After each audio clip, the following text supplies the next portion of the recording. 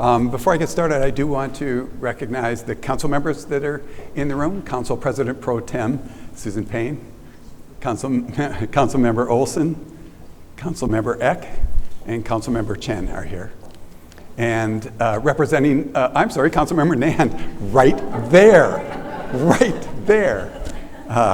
And from the port, Commissioner Jay Grant. All right, thank you all.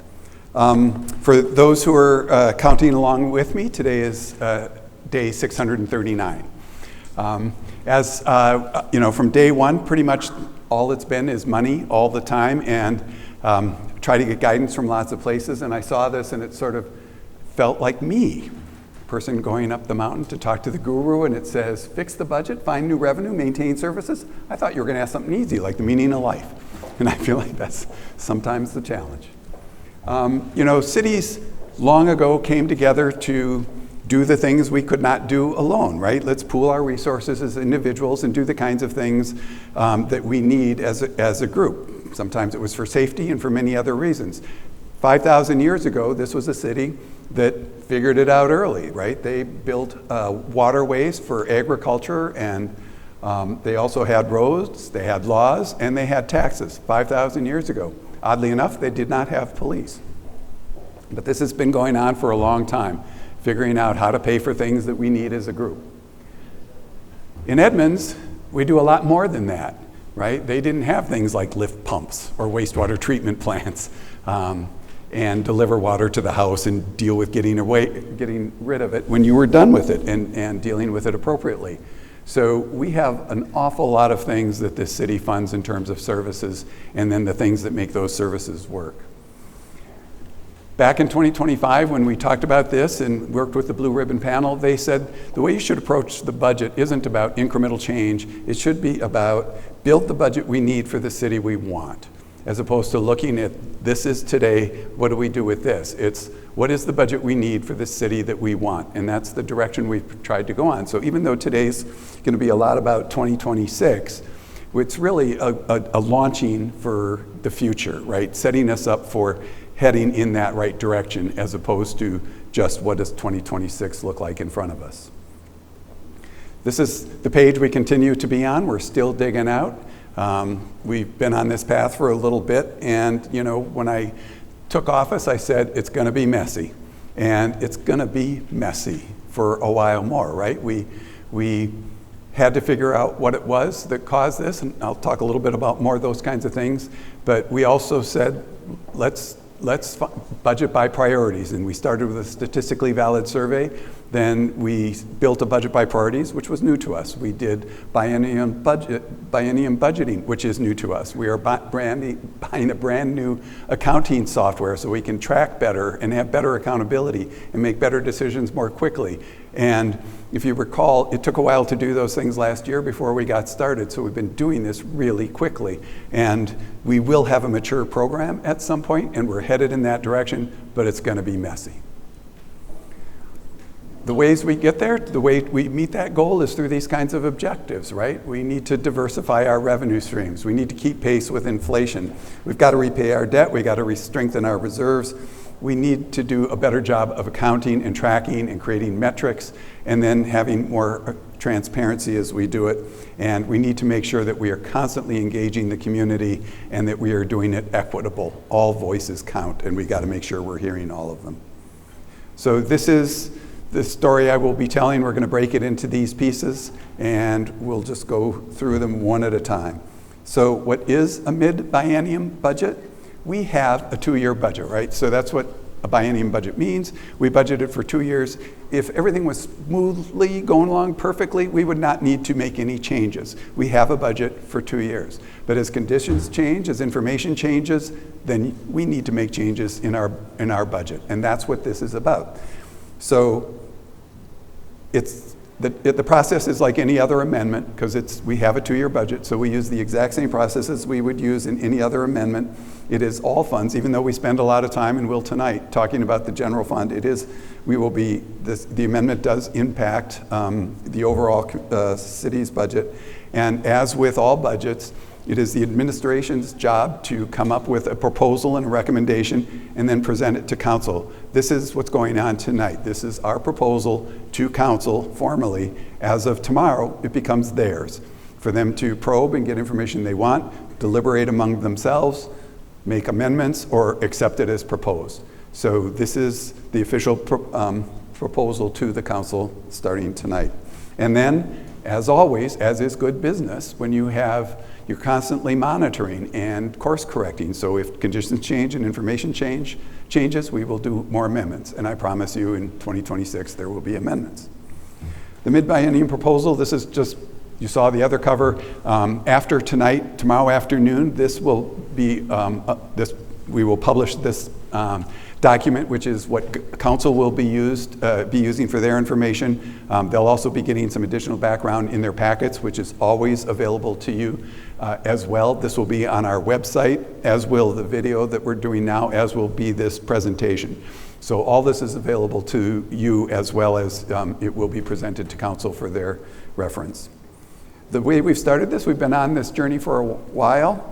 The first step is to say, oh boy, we got a problem. And appropriately, the council declared an emergency and a financial crisis. Then it's, what the Blue Ribbon panel helped us with is the diagnosis, the analysis. Their charge was to say, where are we? Can we get a firm handle on where we are? Then what caused this? How can we prevent it? How do we get out of this and try to prevent it from ever happening again? And then stabilize and strategize, and that's what we've been doing. This year is about that.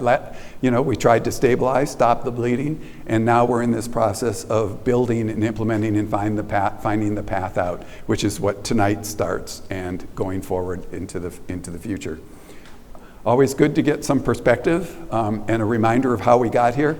You've heard me say from the very beginning, this wasn't one decision, one person, one action, 1 year. It took a number of things over a number of years to make this happen, and I want to share some of that for perspective.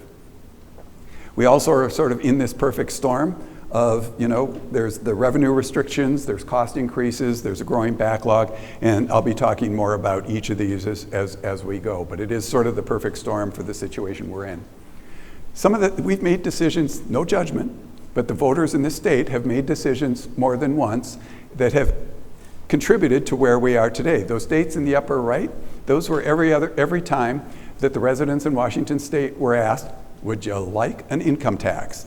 And every one of those, with a very resounding voice, said, Over on the left, back in 2001, the voters in Washington state were said, how do you feel about limiting our property tax to 1% a year without being able to, without having to ask for permission?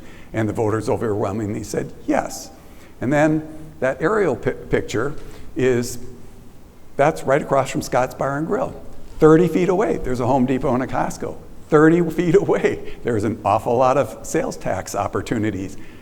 People of Edmonds said, it's not who we want to be. We don't want big box stores. We don't want malls. Those decisions, again, no judgment. People made them for very good reasons, but those also put more and more pressure on us having to rely on other revenue streams, which means property tax and sales tax. So those were decisions long ago that contributed to part of how we got into this position. And a reminder, we are not alone, right? Every city in the region is facing this problem. 75 of the biggest cities in the country couldn't pay their bills last year. This is not an Edmonds problem. This is a structural problem that many of us face. Some examples of inflation. So if you had $100 in 2015 and you increased it by 1% a year, you'd have $109. However, the CPI would be $136. So great, you grew it 1% a year, but the consumer price index grew at 138. And as you probably experienced, like I probably experienced, many things go up much higher than the CPI. And one of those measurements is the construction, cost of construction. And using that as a metric, you can see that that's actually more like $150. So this is another way to illustrate what that limitation of $100 or that 1% over time does for us. Here's another example of that. So I-747, that was when in 2001 we voted and said, no, we want to limit it to 1%. If you look at that over time, The gray line is the city of Edmonds, and over here, you might remember for a few years, down at this end, for a few years, the city decided not to even take the 1%. And so that's where that dip happens, and then they took it, and that's why that little blip happens over there. That orange line is what 1% looks like, and then the blue line, that's CPI. And you can see that gap, that it's gone up, virtually 3 times more than what our revenue has. A different way of looking at the same stat. In terms of our taxes, when we talk about increasing our property tax, the city of Edmonds, for every dollar you pay in property tax, the city only gets 14 cents. So in the past, we were asked, do you want to improve schools? And voters said yes. Do you want to improve public transportation? Voters said yes. So that the property tax goes to a number of different places. So when we're talking about the 1%, we're talking about 1% on that 14 cents, right? So it's not your overall property tax that comes to the city. Right now, it's around 14 cents of every dollar. The story is similar for sales tax. When you spend $1 and you pay 10.5 cents in sales tax, about 80% of a penny is what the city gets. So it's similar. We just get a piece of that. And as you know from previous stories, we have a high reliance on our sales tax and our property tax. And meanwhile, our costs go up, and here's some examples, again, that sort of illustrate that the CPI isn't necessarily keeping up with our reality. Asphalt, so this is 1 lane of 1 road for 1 mile. This is what it used to be in 2020, 184,000, and in 2024, 4 years later, it's 270,000, 47% increase in that period of time. 1 lane, 1 road, 1 mile. Microsoft, right? We use technology, and we're supporting Bill Gates. And in 2016, for our licenses, it was 39,000. In 2025, it was 145,000. The table below shows you we pay. It's a 3-year contract, so you can see in real time what those costs have been. And last year, in fact, we started taking away computers and reduced the number of computers we had by 40 to reduce not only the technology cost, but the soft costs of the licensing agreements. We feel strongly about public access to information and public requests, making public record requests accessible. Just the software that we use to scrape the ability for you to get our text messages or email messages when you ask for them, just that is $35,000 for the software. It doesn't include the individual at City Hall, for the city who has to do that, the person at the police who has to do that, and the person at the courts. There are 3 people who do public records requests through each of those branches, and this is just the software cost. Doesn't include the time. We too are a client we are a utility, but we are a customer of our own utility. To save money, a lot of you saw a lot of brown this year. Our Parks Department reduced water consumption by 20% to try to help save some money. Our actual costs were higher, even with the reduction of 20% water consumption because of the rate increases that we ourselves experience. We talk about, it's competitive to attract and retain staff. And, there are many industries that there aren't as many people going into those industries anymore. So the pool becomes smaller and smaller over time. And then if people do go into those industries, you have to compete with private versus public. And then if they do go into public, we're competing with all other agencies that are competing for those same individuals. This is from last week. This was news, you might have heard it, where King County says, we have 100 openings and in our sheriff's department, and we'll pay you a $40,000 signing bonus. And that says this is open to all laterals. Laterals means stealing. So this literally means they want to steal from other police departments to move over to theirs, and they're willing to pay $40,000. And they're throwing some extra vacation and other incentives on top of that. So when we talk about a competitive marketplace and salaries and benefits and just trying to attract and retain, these are the kinds of things we're up against in real time. Another example, our insurance from WCIA went up $300,000. And for reference, when we talk about 1%, so increasing our revenues, and by the way, 1% isn't, it is the number. So if we brought in $10 million in property tax and we want to raise it by 1%, it's 1% of the $10 million. It's not, okay, everybody, up 1%. It's we can only get 1% on top of what we are currently receiving. So when we talk about raising or receiving 1% increase in property tax, it's under $107,000, right? So 1% increase in property tax for us is under $107,000. One bill, 1 year, one increase, $300,000. 1% doesn't even cover that one bill, right, in the increase. So, all right, so you just told a story. This has been going on for a while. You've been set up for this for a while. So how have you gotten away with it? How has the city survived this long? And the city did a lot of stuff to try to stay afloat. And here's sort of a list. They depleted the reserves that they had available, and that's what they're there for, right? If you're in hard times, you use the reserves, but they're gone, right? You get one shot at it if you deplete them. This year, to get through this year, we did an internal loan from the utility fund, and I'll talk a little bit more about that later. But again, that's a strategy. It bought us time to help us get through this year. Then there was the ARPA money, right? The federal money that was available during COVID to help cities. Again, one time, so we used it. It bought us some more time. Optimistic forecasting. Sometimes this is by mistake, but you can be very optimistic about how much revenue you're going to bring in, and you can similarly be overly optimistic that you aren't going to spend as much money. And if you're wrong in both directions, that just adds to the impact that you're having. Not doing stuff, great way to save money. And I'm going to talk more about that. So by delaying maintenance and repairs, that is another way to save money and to continue going by. Keeping staff minimally, I would argue that we have not been competitively staffed with other cities of our size with our kinds of services. And to save money and to get through this year, we did significant cuts as well. And also we operated in a budget deficit. Council, facing these kinds of decisions, a couple of times had to make the decision and said, yes, we are going to make this decision because we need to keep up our services. But all of those things contributed to how the city was able to make it this far. There's been some questions about when last year as a way to balance the budget, we did a number of different things. There was the internal loan, but we also said, we need to do the $8 million as a way to, in combination to get to how do we balance the budget coming into 2025 with the funds that were available. So the savings happened in these categories. And yes, they add up to more than 8 million. But in staffing, so we eliminated some positions, we unfunded some positions, we furloughed everybody that we could furlough, and in some cases we took a little longer than maybe we needed to fill open positions. So those combined were sort of in those staff savings. And then programs, when we cut the park rangers, down here at the waterfront, when the gymnastics program went away, those were cost savings.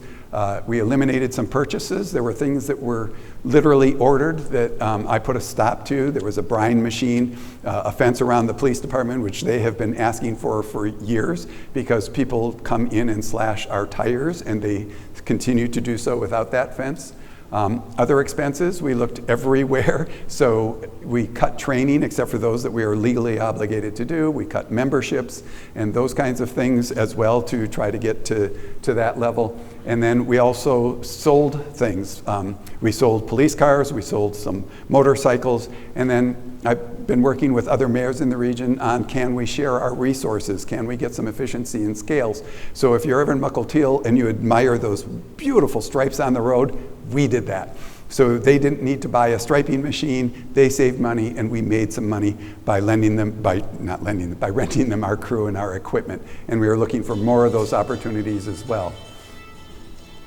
That is the soundtrack of a mayor. So also we immediately tried to look for opportunities to increase revenues, and some of the things we did was we hadn't looked at program fees in a very long time, so what could we raise that was reasonable and was a reasonable amount? Our lease rates and our rental rates, could we bring things up to a more market rate, but also still be incredibly sensitive to the nonprofits that we support through some of our facilities. And then automated enforcement tools, so that would be red light cameras, school zone cameras. So by doing those, the projection was a little over $1.5 million that we could try to quickly implement. Now, for those of us in the room who are of a certain age, you might notice that things sort of wear out and they get tired and they might need to be fixed and or replaced, and that is true for the city as well. Some examples.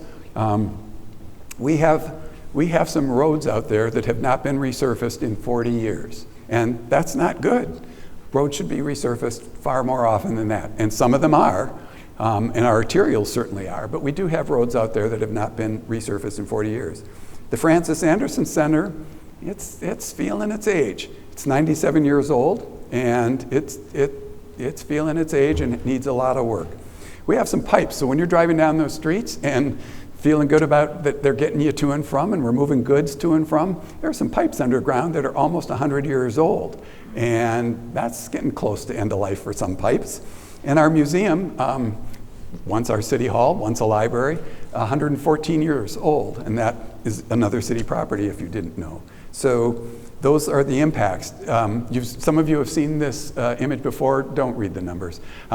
It's about the colors. So we hired a company called McKinstry to come in and do an audit of all our facilities. This is what they do, and tell us, how are we doing on our maintenance? What's the condition of our buildings? And over in the right, you're going to see 4 colors, right?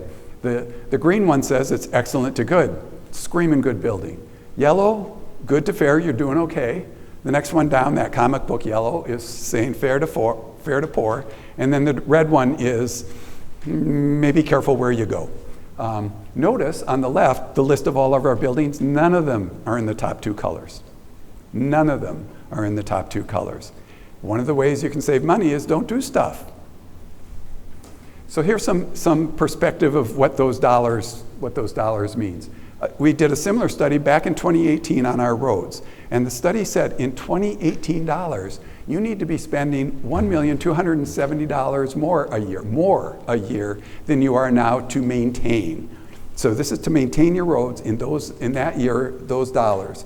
We have, the ADA ramps, which we have a population that has some mobility challenges, some visual challenges.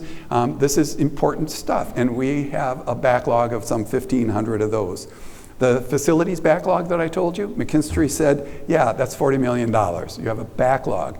And most things, like certainly as much as I try to procrastinate at home, the longer I wait, the worse something gets, which also means it's more expensive to fix, but also your dollar doesn't go as far. So these backlogs are continuing to do that. The backlog is getting worse, the cost is going to go higher, and the dollar doesn't go as far. And sidewalks, I know that's an obscene number, but it's just an illustration. I know it's one of the biggest requests that we get is could we get a sidewalk? So we have about 91 miles of street that does not have sidewalks. And if we were to put sidewalks on both sides of all those streets, that would be, in today's dollars, about $850 million. But it is just an illustration of when we ask for things like that, these are the kinds of costs we have and the kinds of backlogs. And so these are all decisions, right? Every one of these is a choice. All of this is a choice that we all get to make. So a little bit about the money. In these categories, and I'm going to talk a little bit about it, and there's been quite a bit of conversation going on in the community. So in total cash and investments is, right now, there is like $79 million, and I'm going to talk about that $79 million. But when people talk about the money we have, it's around $79 million. We also have a debt, right? The way cities pay for stuff is through bonding, and so we have a debt of about $90 million. For a city our size, this is actually, our ratio is good. So even though that sounds like, wow, that's a big number, for a city like us, that's actually a good ratio, very respectable ratio. So it's like when you buy a house and borrow and you've got really good stuff to back up your loan, we are in a good position for that. But let's talk about that $79 million. So it's sort of, you can think about these 3 terms. There's the cash, that $79 million, we've got some in cash, some is invested, some is tied to funds. There's, funds, this is how we allocate it into very specific kinds of funds. And then the debt is what we owe. Those are, right, those 3 different kinds of things. But now we're going to talk about those specific funds. And there's basically 4 different funds.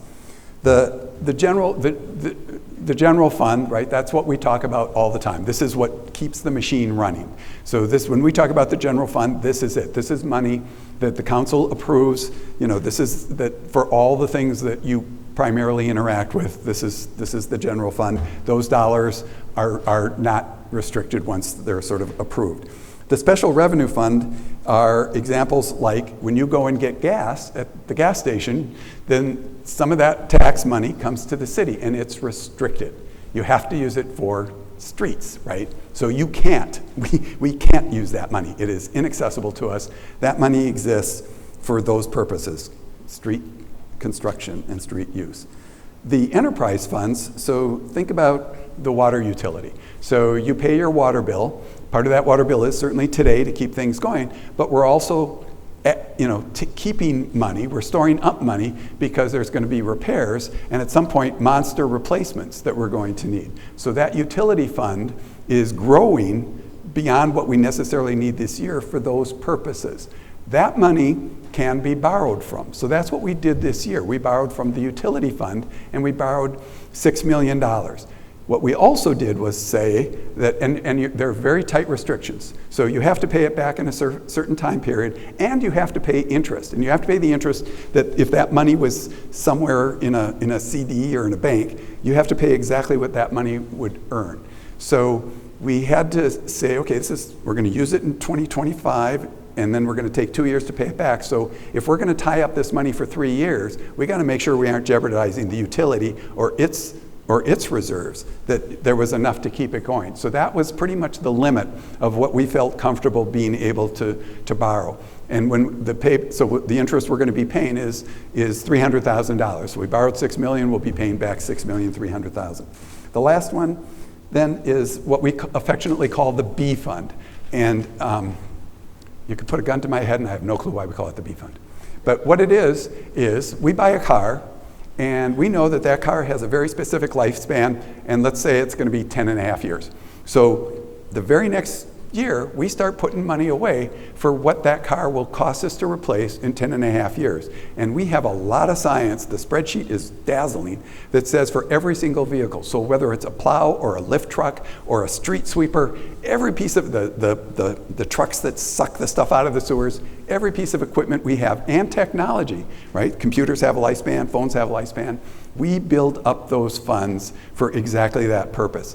Back to the utility funds, right? So that enterprise fund. So the water utility, right? Some of the equipment is specific to that. And that money from the utility fund, they contribute to that because, their equipment needs to be replaced. So we can't touch that money, right? That money is restricted for theirs because it's utility dollars and we can't use it for other purposes. It's restricted. So it's being used for the same thing, but we can't access it. So if we wanted to access money in this B fund for general fund purposes, right now our capacity would be $1.5 million. But again, the purpose of this is to protect us for the future and make sure that we have money to replace the things that we use to run the city. A little bit about the funds, and I know there's been a bunch of questions to us, and so we thought we'd spend a minute. So biennium budget, this is a modification, as I mentioned. Remember, it's a 2-year budget, and here's, we use sort of 3 things, right? It's all assumptions. Just like at home, you make assumptions about, what is my mortgage going to be next year? What do I have to make in car payments? So there are assumptions, and you assume your insurance is going to go up, whatever. So as you plan, you make assumptions. So do we. So we look at 3 different things. We look at, frequently, the best way to predict the future is to look at history. So we look at what has history told us. We also look at things, what else is telling us is going on. So the CPI, what's going on federally, what other influences are going on that we need to be paying attention to, so that informs us. And then there's best practices. So I shared with you a couple of the studies we had to get data. So can we use science and those kinds of things, as well as just industry best practices to help inform the kinds of decisions we're making. So as we're doing all of our assumptions, we use these 3 methodologies.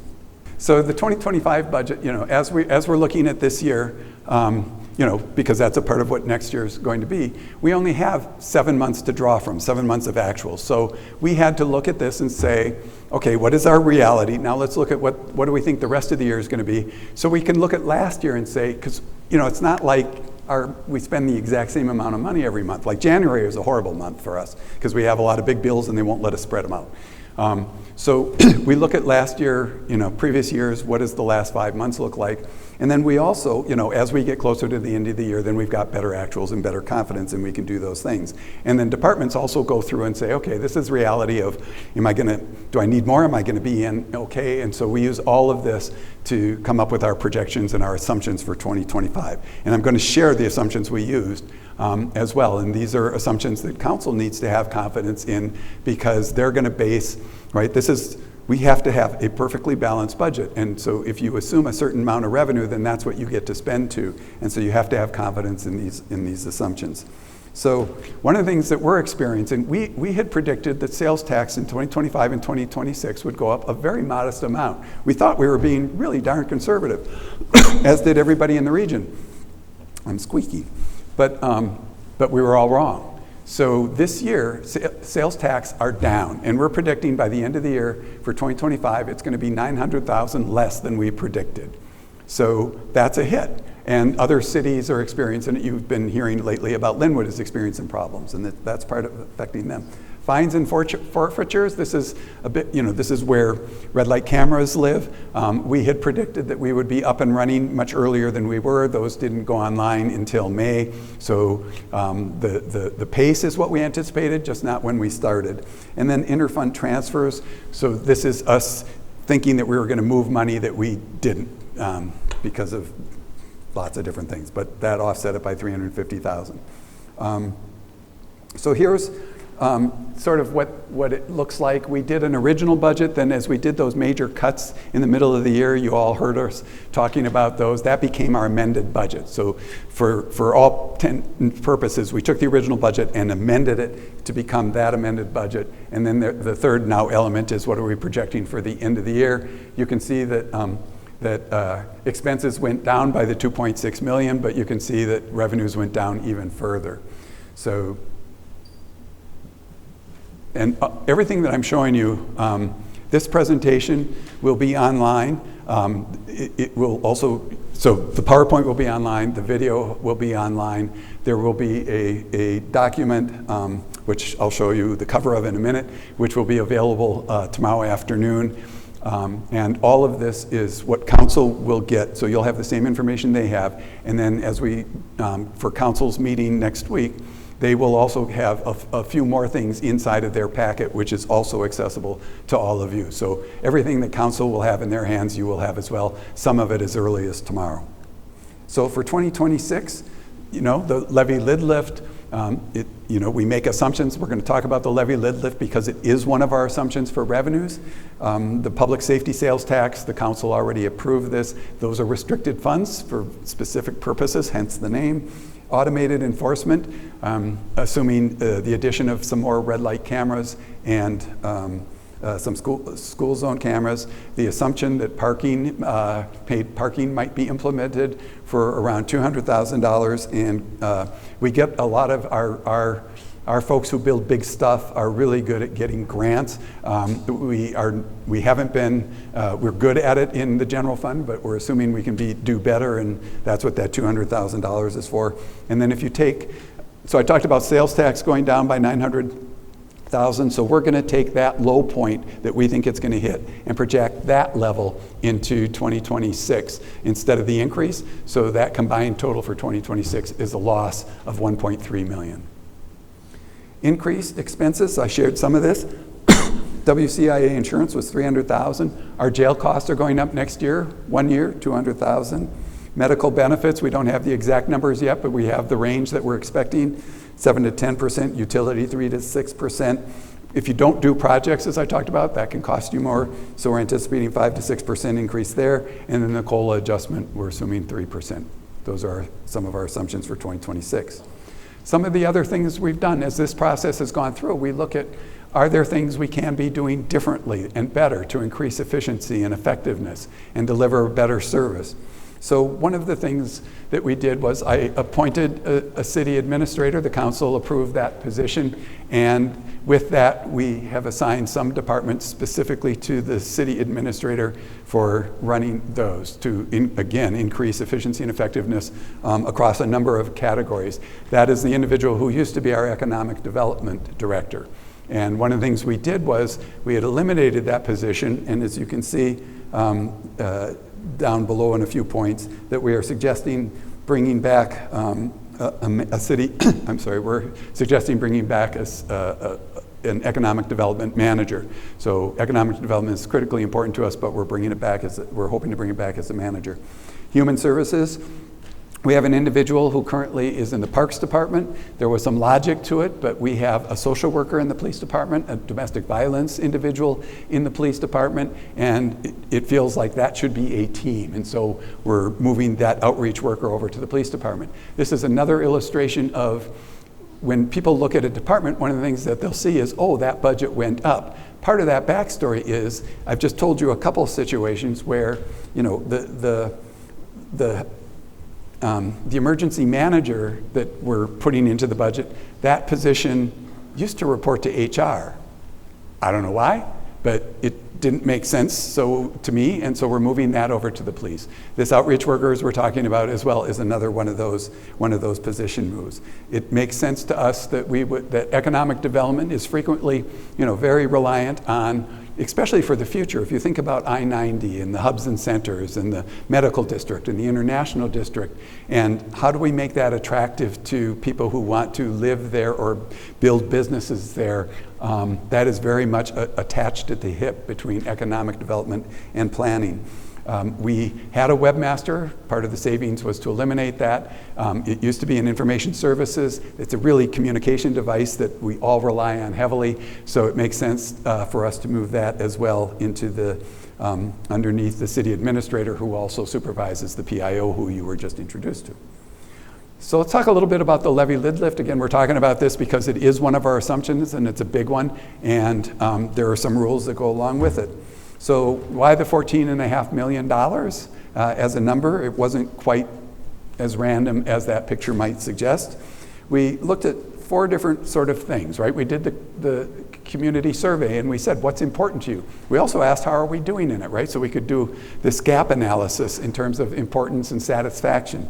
We then looked at vital services and mandates. There are things we have to do by law. We have to have a city clerk. We have to have a city council. We have to have 7 city council members. There are things also that, you know, right, critical services that we must provide. So there's the stuff by law and by just moral right things to do that are in those mandates. And then I shared with you a couple of the audits that we did, right? How do we get data that we can provide, that we can use good information to make good decisions? And then there's best practices that we use as well. So we looked at all of those to help inform our stuff. And then regional comps. What are other cities of a similar population who have similar sort of prices because we are a very popular part of the world? How are they doing, and what kinds of costs are they doing? So all of these together provided us a range to come up with. So when we went, I'm going to stop here for a second. So when we went to council, right, we said, here is that number, and council said that number made sense to them. However, we don't want to put all of that into property tax. So we're good with the $14.5 million for property tax. We're going to commit to $5 million from non-property tax revenues. And we also want to keep up with inflation for the first 2 years. Otherwise, we're going to fall behind and be exactly where we were. But we're going to limit that and buy ourselves some time to find other revenue streams that aren't property tax that can help us keep up with inflation. So that was all part of a very conscious decision making on behalf of the council. So per capita, so this is expenses in 2025, comparing us to other cities. And across from left to right, we're the yellow one. Left to right, Renton on the left, then us, then Montlake Terrace, Bothell, Issaquah, Linwood, and Redmond. So in 2025, this is, take the number, the money you're spending, this is your budget, divided by the number of people that you have in your city, right? So for Renton, they were spending $1,364 a person. City of Edmonds, also $1,364. They were at 24 cents, we were at 74 cents. And then you can see going up. So it's just another data point. What is the investment that cities are making to operate their cities using a per capita? And I'm going to come back to this later. So council also made the decision that the levy lid lift was going to be used for 5 specific areas: police, parks, streets, sidewalks, and planning. And I'll talk a little bit about each of those. The first decision was an allocation of resource. So who gets how much, right? Which department do we allocate? And here you can see it, you can look at it in both ways. Here's the dollar amount, the dollar investment, and then also by percentage. And police, you can see 45%, parks and streets and sidewalks, each of those are at 22%, and planning at 11%, and you can see the dollars. So just a little bit about this, and there's more information available in other ways, in other places, and there will certainly be some more in the council packet, but just sort of a snapshot. I'll read the left side, you can read the right side if you want. But patrol operations, we know that there's a desire to have more people on traffic. Can we do better prevention of stuff, crime prevention and investigation to solve more crimes? Traffic enforcement is a huge request from residents all the time. And then as I talked about the emergency management system, I have done some work in this area in the past and was told that there are more things that nature can kill you in this state than any other state. So we ought to be really prepared for catastrophic events. And it makes sense for us to house that, I believe, in first responders as well. So those are some examples of how they would be spending their portion. Parks, we love our parks. We have witnessed and experienced some of what the cuts have done in terms of already from park maintenance. There's major project management. Yost Pool is the poster child or Yost Park is the poster child for me of what that park really needs to be and can be. And so coming up with major project management, environmental stewardship, can we bring back the rangers? The environment is important here. Can we help raise a new generation of individuals who embrace the environment? Parks facilities, they have a number of them and many of which are in bad condition and need some tender love. And then obviously recreation and customer service. Can we bring back some of those programs potentially? Planning, I know for some people they think these are the boring people, and you shouldn't. We talk about this city of the future, the city we care for. We just did this heavy lift of the comp plan and started looking at what is important to us, what are our mandates, but looking out 20 years, what does that look like in terms of a comp plan? So they're responsible for helping create that vision, and then on a short term, executing on that vision each time. So what we're doing, does that conform with what this plan looks like? Are we enforcing things that are safe? And are we being good customer service people? So whether you're building a deck or a fence, that is the system, do you understand what the rules are? Can we help you in a reasonable way? Or if you're a big business trying to build a larger development. So planning as well needs some investment, and I believe have been understaffed for a really way long time. Streets and sidewalks, as I mentioned, like when I'm doing Ask the Mayor, by far, can you get people to stop driving crazy, and could you work on the streets and the sidewalks? So some of it is streets overlays. I mentioned that, street maintenance, street overlays. I told you that story before. ADA ramps, I mentioned that before. Trip hazards and reductions. We really want our streets and our sidewalks to be passable, to be safe, to be sustainable, right? We need to be able to move people and goods in a reliable and an ongoing way. There are probably two of the major services that the city provides that you use and don't think about every day, right? Next to me being able to inhale, water's kind of important. And delivering water to you that is safe and reliable every time you hit a faucet is an important job that the city does. And those streets, how many times a day are you getting to and from where you need to be on those streets and trying to keep those safe and reliable? And underneath those streets are a lot of pipes, as I mentioned, that are kind of old. So the budget modification, so let's talk a little bit specifically about that. Everything you wanted to know. So this is just to tell you, this is one of the documents that will be in the materials that I shared with you. I'm not expecting you to see this number. I'm just sharing with you that this is the kind of data that you will have. It will give you the sort of range of time from 25 to 26, all funds. So from our beginning fund balance all the way through, into where we're going. So just want to make sure you all know that this is the kind of thing you'll be able to see. looking at these through some specific lenses. So if you look at all the funds, so this is the general fund, all the other funds that I mentioned earlier, right? So this is how the city spends. So this is, we talk about the general fund and the 60 million. The annual budget for the city with all funds is really more in the $137 million range when you look at a sort of all in. And this is where it goes. The enterprise funds are the ones I mentioned earlier. General fund, as you can see, 46.5%.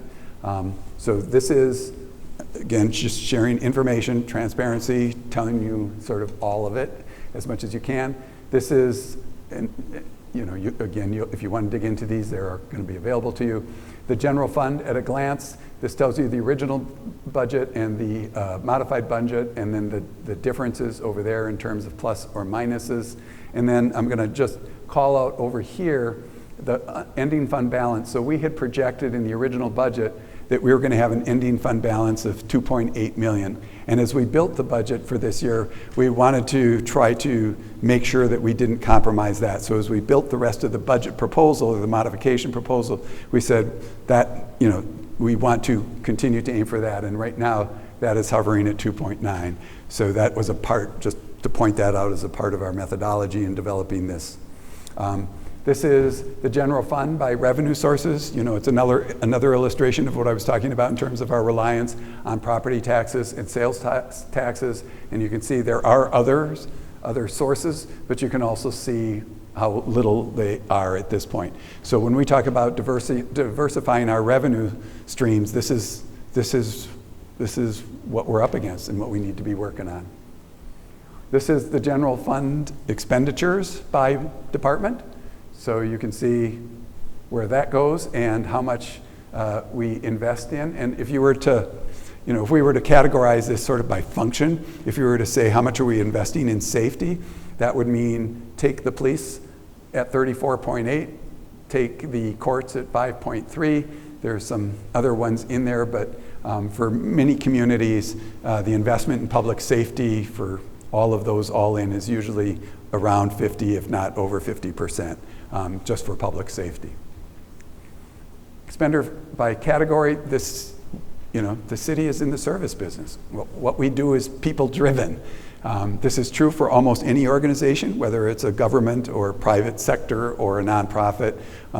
Personnel costs, salaries, benefits are always the biggest hunk. That is true for the city of Edmonds. But what we do when we talk about people, that is how we deliver the services that you all rely on. We are people driven, and we rely on staff. So when we cut staff or understaff, then it's a direct impact on the services that we provide. Some examples, through this, obviously, some of the funds, a lot of the funds will be aimed at staff. And just a few examples, in police, we're looking to bring back traffic officers. Chief Dawkins, who's in the back, will tell you that if there's one thing she hears, it's like, could you please get people to stop driving crazy? Or if they're going to drive crazy, could you catch them? Also, the emergency manager, as we mentioned. Parks, we've seen maintenance. It would be nice to get the maintenance back up to a level where, we love our parks and at the standards that we want.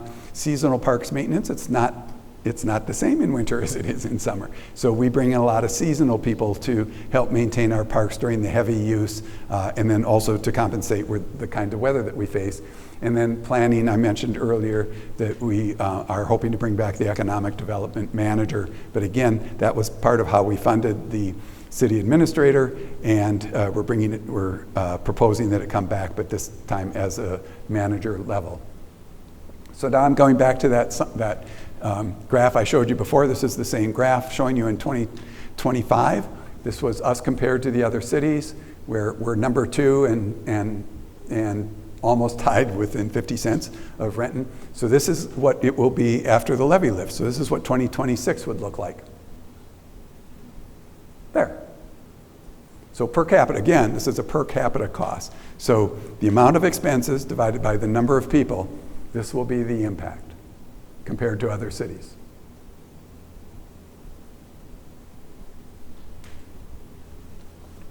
So what's next?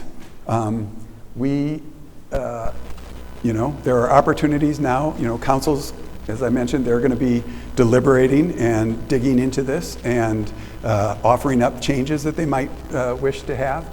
And so starting tomorrow, right, they will have access to this information, and they'll start digging into it and starting to fire off questions to us to help answer and give them clarity if we were too vague. On October 7th, there's a council meeting, but before that, there's a hearing, not before, during the meeting, before they start their deliberations, there will be a public hearing. And you will have, you have, as I said, all the information that the council will have, and what they want to do before they start talking is to hear from you. So on October 7th, for that public hearing, I strongly encourage, if you have opinions, to voice them. Certainly you can access council in a number of other ways, but that is very intentional that that public hearing happen on that day at that time in that order.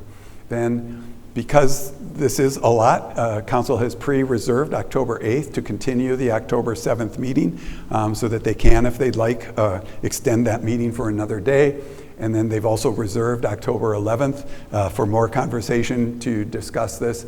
And then they have currently put on the October 14th agenda, that's the potential date now for the approval of this budget, either as presented or as amended. So that's the current schedule we're using. As always in any council meeting that public comments, if it's the same meeting, public comments are welcome, but you can always email them, and other people have other ways of contacting them. That's sort of the formal part. I did want to, that's a lot. And it really is, as I said, this is about, the city we want and what is the revenue we need for the city we want. And I swear, if we all made a list of the reasons we chose this city and what we love about the city, it would look a lot alike. And this is, as much as we're talking about 2026, this is really trying to set us on that path for sustainability and making sure that we don't get into this hole again. And I was just going to share, just because I wanted to have some pretty pictures. There was the video that we used to open up the state of the city, and I thought I'd just play that as a sort of an end. So, minute and a half more.